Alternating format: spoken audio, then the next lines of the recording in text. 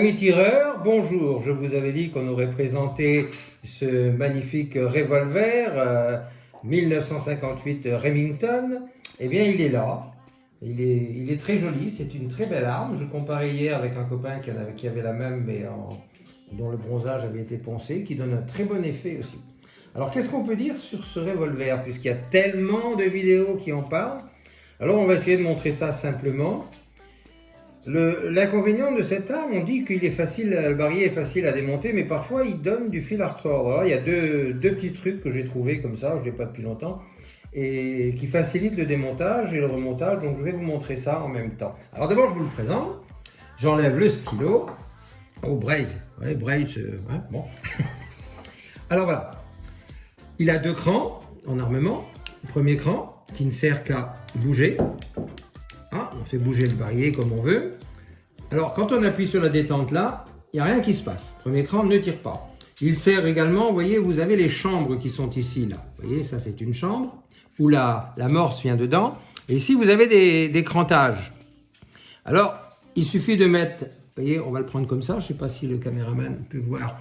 On va passer sur une chambre. Voilà, la chambre est ici. On la voit. Voilà. Et vous la mettez ici, vous avez une encoche. Et simplement, on la laisse tomber en appuyant sur la détente sur l'encoche. Voilà. Est-ce qu'il est sur l'encoche là? Non, il est passé sur une cheminée. Il faut faire attention, vous voyez, là. Voilà. Là, il est sur l'encoche et il ne bouge plus. Ce qui fait que quand on a mis les amorces, que tout est armé, on peut transporter, à la limite, ou le revolver, sans qu'il risque de partir. Même s'il y a un choc, ça ne partira pas. Chose que s'il était sur une chambre, à ce moment-là, bon, il ne partirait pas, mais au moindre choc, parce que c'est assez sensible, s'il est chargé, le coup, il part. Voilà, ça c'est simple. Toutes les vidéos l'expliquent, mais enfin bon, il faut bien que je dise quelque chose aussi si je présente l'arme. Hein, voilà. Alors, comment ça fonctionne? Ici, vous avez un cran. Là, vous voyez, une petite mouche, j'appelle ça ressemble un peu à une mouche. Hein. Est-ce qu'on le voit, hein, ça ressemble un peu à une mouche, un petit peu comme la guignole. Là, on pousse dessus, on enlève d'ici. Là. Ici, vous avez un refouloir. Là. Alors, ce refouloir, quand vous avez mis la poudre, la bourre et que vous mettez la balle ronde ici, à ce moment-là, on arrive, on pousse et on tasse bien au fond. Voilà. Parce qu'il faut évidemment que entre la poudre que vous avez mis avant et la bourre, qui bien souvent, ce sont des graines de couscous fin, ou de la semoule, hein, semoule de couscous fin, et la balle, il ne faut pas d'air dans la chambre, entre la poudre, entre l'amorce, la poudre et la balle. Il ne faut pas d'air, sinon ça fait ce qu'on appelle l'effet grenade, ça, une explosion plutôt qu'un lancer de balles, si j'ose dire. Alors ici, on enlève celui-ci. Alors c'est là que ça se corse quand on l'enlève, parce que celui-ci a tendance des fois il a tendance à descendre, vous voyez, tout seul dans le machin, alors on ne peut pas enlever le truc. Hein. Alors ce que je fais, il faut les mettre comme ça. Alors moi j'ai qu'une seule main vraiment valide. Alors pour le faire tomber, vous voyez, il suffit de, voilà, c'est tout. Et regardez, vous faites ça là, hop. Si vous faites ça, vous voyez, il y a le petit ergot là qui sort, on le voit, là, qui sert à lever le barillet et qui gêne.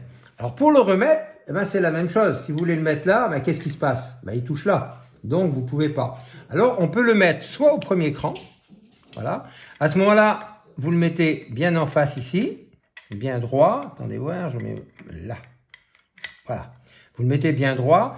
Et moi, je le pousse. Vous voyez? Je le pousse en haut. Ici, vous avez un petit bout de cran là. Est-ce que tu le vois là sur ton machin là?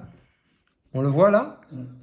Ce cran-là, et il suffit simplement de pousser, hop, vous voyez, je pousse dans le sens de rotation, et normalement, s'il est bien mis, il passe tout seul. Voilà, vous avez compris? Ensuite, vous le mettez au milieu, voilà, vous le mettez au milieu, vous poussez celui-ci, alors, il faut qu'il soit bien, là il n'est pas, voilà, alors voilà, il suffit de bien trouver l'axe. Vous voyez, c'est pas forcément, voilà, pas forcément évident. Et on remet le truc en place. On remet celui-ci. Alors, je vais le refaire d'une deuxième façon.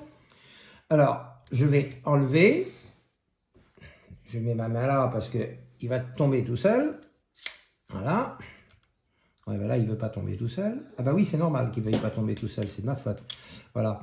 Là, il va tomber tout seul. Voilà. Hop. Un petit coup vers l'avant. Toujours dans le sens de rotation.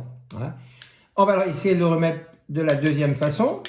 La deuxième façon, des fois, c'est aussi bien. Ça dépend des jours. Vous voyez, on va effacer celui-ci. Effacer celui-là en essayant de ne pas faire apparaître l'autre. Alors, hop. Voilà, il est à peine visible. Voilà. Hop. On joue avec celui-là. Hein, on joue avec celui-ci pour faire disparaître les trois ergots, si j'ose dire, qui gênent. Alors, après, pour remettre celui-ci, enfin, ne vous fiez pas trop à moi, parce qu'avec tous mes doigts qui me manquent, c'est pas toujours évident de faire pivoter ça comme il faut en tenant bien le revolver. Voilà. Et voilà. Donc, j'espère que vous avez compris. Avec tous vos doigts, ça ne posera pas de problème. Hein. Bon, alors on dit que le Colt est plus facile à changer, d'autres disent non, à cause de sa clavette qui est ici. Bon, moi je trouve que celui-ci, c'est pas un drame à changer, à changer le barillet. Mais il faut se dire aussi une chose, qu'on ne va pas changer le barillet tous les 5 minutes. Le barillet coûtant sur les meilleurs sites entre 75 € et 100, voire 110 €. Ça vaut vraiment pas le coup si vous tirez en stand d'avoir plusieurs barillets. Enfin après, ça regarde chacun. Alors, d'autant plus que si vous faites un jour de la compétition avec, hein, dans la catégorie copie, hein, ou comment on dit, pas copie, mais mince, bon, ça me reviendra tout à l'heure, puisque c'est pas une originale. Vous avez le droit, comme dans l'original d'ailleurs, vous tirez 13 cartouches. 13 cartouches, on en retient 10 meilleures. Donc, vous voyez, il y a 6. Bon, ça vous fait 2 barillets. Il n'est pas encore assez sale pour le changer, il doit faire ses 13 coups sans que la poudre vienne bloquer quoi que ce soit ou encrasser les cheminées ou autre. Vous voyez. Donc après, ça dépend de vous. Si vous voulez avoir plusieurs barillets, c'est très bien aussi. Il n'y a pas de souci là-dessus. Alors, qu'est-ce que je pourrais dire? Alors, on reconnaît... Alors, tout à l'heure, j'ai dit une grosse bêtise, il me semble. Je ne vais pas refaire toute la vidéo. J'ai dit 1958. Non, c'est le Remington, bien entendu. Vous m'avez compris. 1858, calibre 44. Je voulais un 36, s'il n'y en avait plus, alors comme j'étais impatient, parce que vu qu'ils ne sont pas très réapprovisionnés en ce moment, il faut bien le dire, ça fait beaucoup de problèmes sur les commandes, sauf ceux qu'ils ont en stock, mais voilà.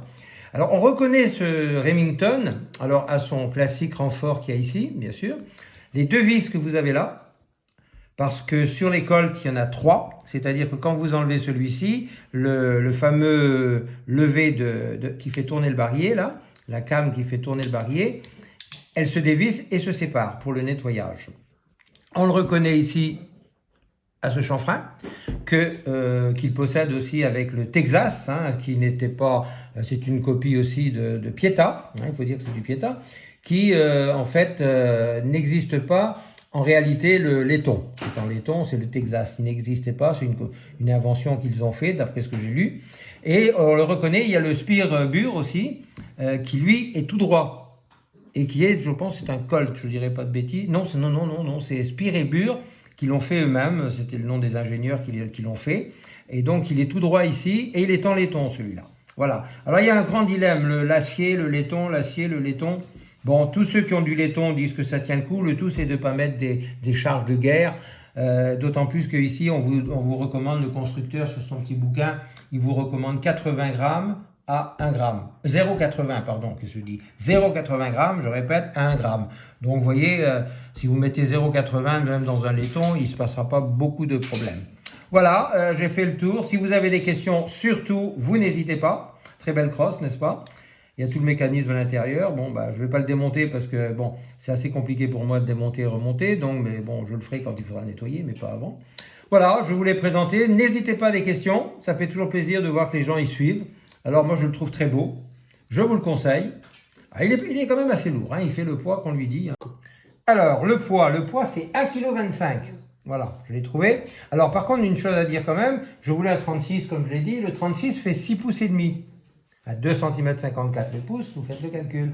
Et celui-ci, donc le 44, eh ben lui, il fait 8 pouces de long. Donc, vous voyez, il est quand même beaucoup plus long. Donc, il est extrêmement précis. Alors, vous avez un guidon extrêmement long.